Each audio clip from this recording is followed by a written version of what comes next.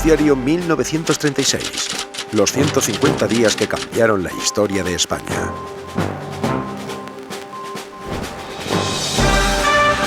Noticiario independiente de la tarde. Desde nuestros estudios de la calle Antonio Maura de Madrid.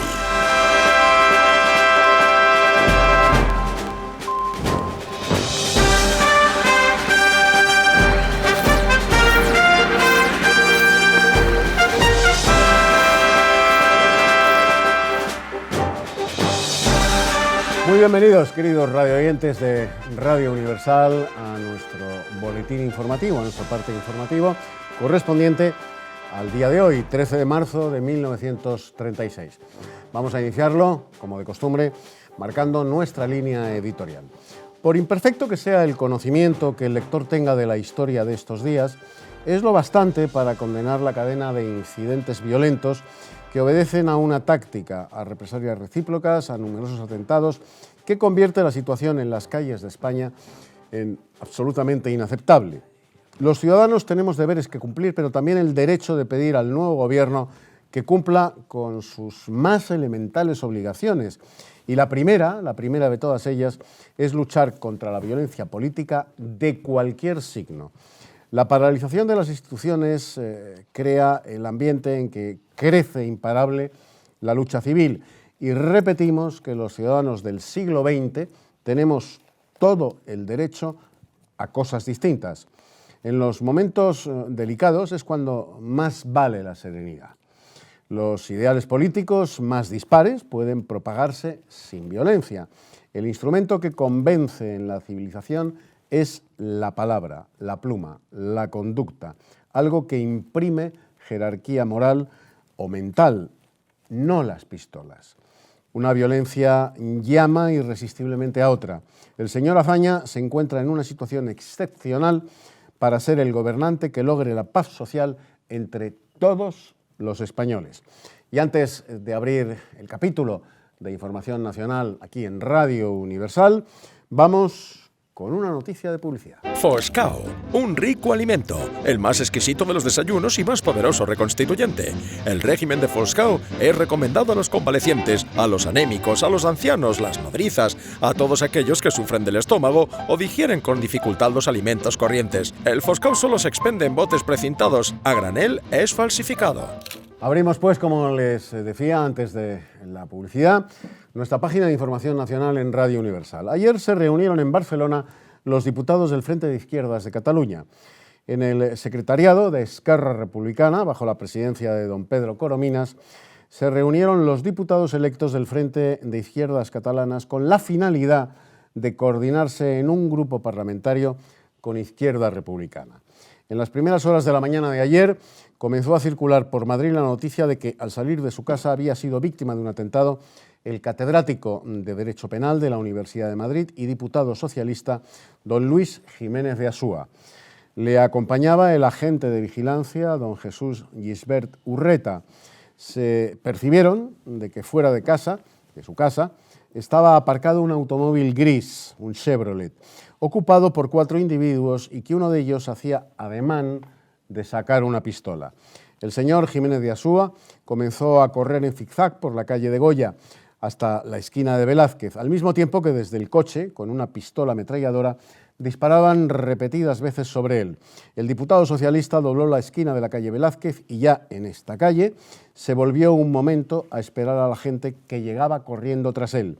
El señor Gisbert, parado en la esquina de las dos calles, dijo al señor Jiménez de Asúa: «Don Luis, me han matado». Después el agente volvió hacia el portal de la casa, pero antes de llegar a él, cayó al suelo. El automóvil que utilizaron los agresores sufrió una avería y aquellos tuvieron que huir a pie por la calle Núñez de Balboa y Hermosilla. Se desconoce hasta el momento la identidad de los mismos. Y dejamos ahora, de momento, la información para pasar a una noticia de publicidad. Depurativo Richelet previene contra el cáncer. Con el amparo científico de los descubrimientos del eminente biólogo Dr. Delbet, quien ha demostrado en la Academia de Medicina Francesa que el cáncer tiene tendencia a desarrollarse en los organismos pobres de magnesio, hemos reforzado la fórmula del depurativo Richelet con sales halógenas de magnesio, preventivas contra el cáncer. Estamos ya en Radio Universal, en nuestro boletín informativo, en la página de Información Internacional. El gobierno inglés ha decidido conceder a Francia el apoyo más completo en su demanda por la retirada de las tropas alemanas de Renania, a lo que ha respondido con una declaración oficial el gobierno alemán en la que afirma que la remilitarización de Alemania es únicamente simbólica. Ha sido reconocido oficialmente en la primera reunión de los firmantes de Locarno que la conducta de Alemania constituye una evidente violación del Tratado de Versalles que puso fin a la Gran Guerra, a la Primera Guerra Mundial, hace ya casi 20 años. Noticia de alcance, gracias, que nos pasan de redacción. Como les decía, noticia de alcance que nos pasan nuestros compañeros de redacción. Se han producido 2 muertos y 4 heridos graves en los alrededores de Leija. Varios miembros pertenecientes a la Legión Nacional han sido atacados por comunistas, resultando 2 muertos y 4 heridos muy graves, repetimos. El paro forzoso alcanza en Alemania 2.516.000 obreros. Según una estadística oficial publicada por la Junta de Paro, el número de desocupados en Alemania asciende el 1 de febrero de 1936 a 2.516.000 personas. Y en el ámbito de la actualidad neta, la pasada noche una lluvia de barro procedente del desierto argelino ha llenado de barro numerosas poblaciones del sureste de España. Y con esta última noticia de carácter meteorológico nos vamos a despedir, dejándoles, como siempre, con una melodía de nuestra selección musical, esperando que les agrade, evidentemente. Una dalia cuidaba Sevilla en el parque de los Montpensier, ataviada de blanca mantilla parecía una rosa. Bueno, pues nos trasladamos desde el 13 de marzo de 1936 al siglo XXI, a marzo de 2019. Estamos con el profesor de la Universidad CEU San Pablo, profesor de Historia Contemporánea, Carlos Gregorio Hernández. Muy bienvenido. Muchas profesor. Gracias. Encantado de estar con usted. Y bueno, ya les advierto, repetirá, vendrá más veces. Vamos a ver, profesor Hernández, ¿quién era Luis Jiménez de Asúa del que hemos hablado en el... Luis Jiménez de Asúa, en ese momento, era el presidente del Parlamento, de las Cortes, y previamente era diputado del Partido Socialista Obrero Español, era catedrático de Derecho Penal, había ingresado en el PSOE a final de la dictadura de Primo de Rivera, en 1929, es uno de los autores de la Constitución del 31, de la ponencia que al final sale adelante, sí, era un personaje muy relevante dentro de lo que era la política de ese tiempo. Era un hombre que había escrito una obra sobre el derecho penal en Rusia, era su libro más reconocido, estamos hablando de la Rusia de Lenin y Stalin. La Rusia bolchevique. Sí. Luis Jiménez de Asúa pues, era uno de los ideólogos en el sentido más radical del Partido Socialista. Estamos en un Madrid en el que, en el resto de las ciudades españolas, pues igual, en un Madrid en el que los tiroteos bueno, pues, eran muy abundantes entre los sindicatos de izquierdas, los partidos de izquierdas y los partidos denominados, englobados en la derecha. ¿Era tanta la violencia cotidiana en aquellos días en España? Era tan intensa que se cuentan, creo recordar, unos 440 asesinatos por motivos políticos entre febrero y julio del 36. No es algo menor, es verdad, es muy significativa la violencia política en estos días de febrero, marzo, abril, mayo y hasta la llegada de lo que sería el alzamiento. Hablábamos también en el informativo de que Esquerra Republicana de Cataluña, bueno, pues bajo la presidencia de don Pedro Corominas, había formado el Frente de Izquierdas en Cataluña. ¿Qué era esta formación? Y sobre todo, ¿quién era Corominas, que no es un personaje bueno, pues muy conocido? Sí, el Frente de Esquerras era la versión regional, local, del Frente Popular iniciado por Manuel Azaña el año anterior, para generar una coalición de izquierdas que venciera a las derechas que venían estando en el poder desde el año 33. Desde noviembre del 33 en adelante, pues se va formando en el año 35 con los mítines en campo abierto, la coalición de Manuel Azaña que vence las elecciones de febrero. En el caso de Cataluña, ahí es que el ecosistema de partidos no es exactamente el mismo. Nace el Partido Socialista Unificado de Cataluña. tenemos una organización regional muy fuerte, que es Esquerra Republicana de Cataluña. Es decir, que no era exactamente el mismo ecosistema de partidos que existe en el resto del país.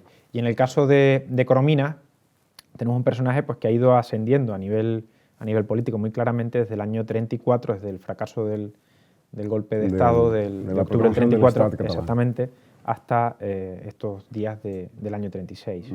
Es un poco entonces el que sucede a Lluís Companys cuando acaba en la cárcel después del... Efectivamente, sí, pero hay bastantes divisiones dentro de la izquierda catalana. Por ejemplo, en esos días creo recordar que regresa Badia, el hombre que sale corriendo por las alcantarillas en que luego se lo reprocharon, se lo claro que sí. Cara. Pues bueno, en este momento, siendo un perseguido de la justicia... Bueno, hay otro que ha hecho lo mismo, Puigdemont, ¿no?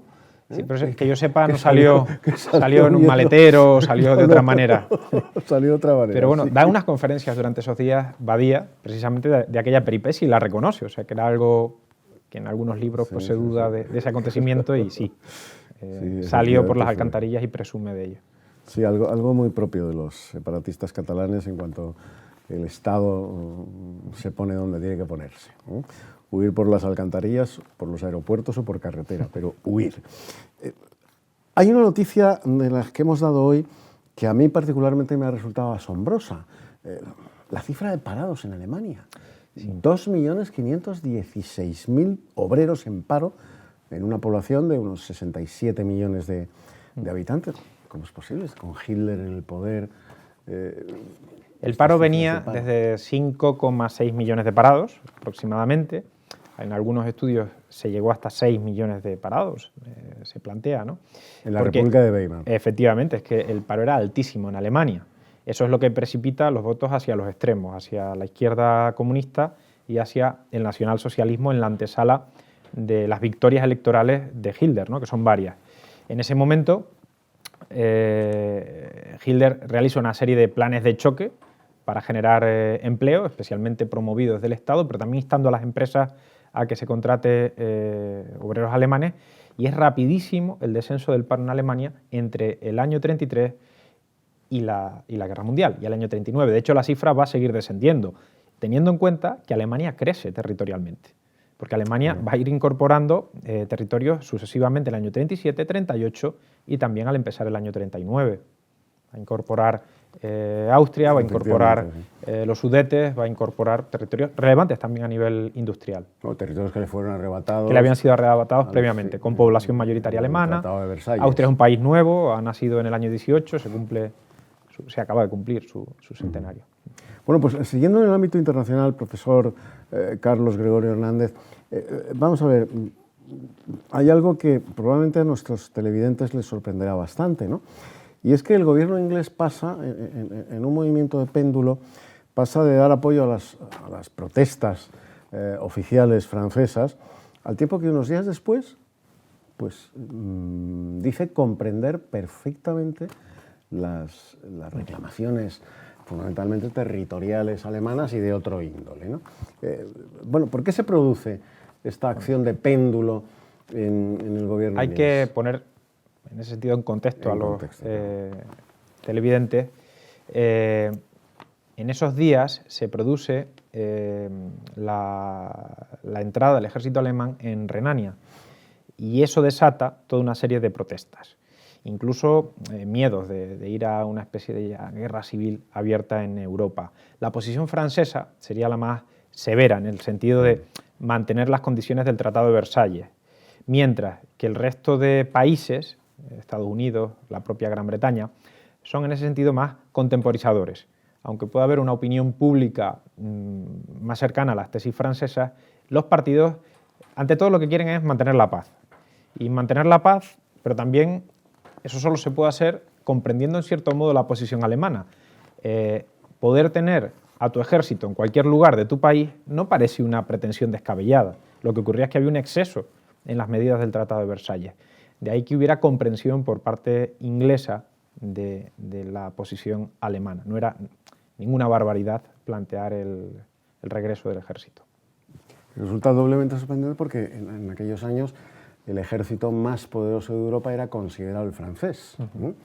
De hecho, Francia... Luego se demostró que no, claro, con la guerra relámpago de los alemanes. Pero... Pasados unos años, ¿no? Claro, Alemania todavía no ha llegado a ese punto. El ejército alemán punto. crece mucho, pero el ejército francés, efectivamente, el gobierno hace protestas de su fortaleza militar y que estarían dispuestos a ir a un pulso con Alemania, pero vamos, no era el momento internacional.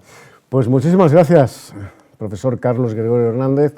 Volverá a estar con todos ustedes en este noticiario de 1936 en próximas ediciones. Y a todos ustedes, ya lo saben, hasta mañana. Adiós.